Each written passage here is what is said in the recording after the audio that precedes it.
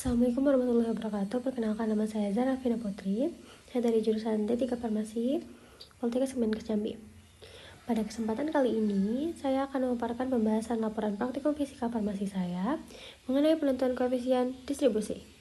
Tujuan dari praktikum ini adalah untuk memahami dan melakukan pengujian kelarutan suatu zat padat pada dua pelarut yang tidak saling bercampur, serta menghitung koefisien distribusi dari asam benzoat dalam pelarut air dan minyak. Berikut adalah data hasil pengamatan yang saya peroleh dari praktikum. Data saya terdiri dari 3 bagian, yaitu pembakuan, blanko, dan minyak. Pertama, pembakuan.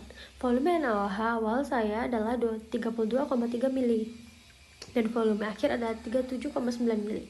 Maka volume NaOH yang terpakai adalah 37,9 mili minus 32,3 mili, sama dengan 5,6 mili. Kedua, blanko. Volume NaOH awal 2,7 mili, volume akhir 5,5 mili.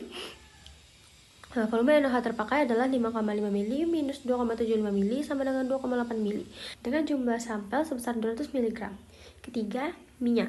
Volume NaOH awal 7,5 mili, volume akhir 8,3 mili, volume NaOH terpakai adalah 8,3 mili minus 7,5 mili sama dengan 0,8 mili dengan jumlah sampel sebesar 200 mg. Saya akan membahas hasil yang telah diperoleh.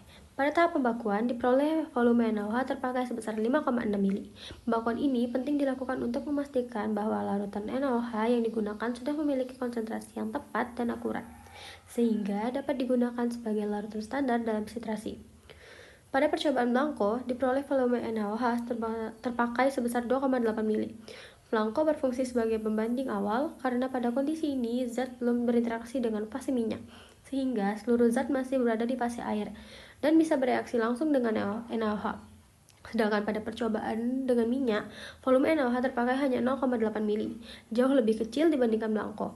Mengapa bisa lebih kecil? Ini karena sebagian zat telah berpindah dan terdistribusi ke fase minyak.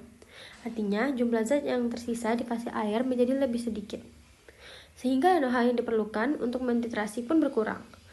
Perbedaan volume NaOH antara blanko 2,8 mili dan minyak 0,8 mili inilah yang membuktikan adanya fenomena distribusi, yaitu kecenderungan suatu zat untuk terbagi di antara dua pelarut yang tidak saling bercampur sesuai dengan kelarutannya masing-masing.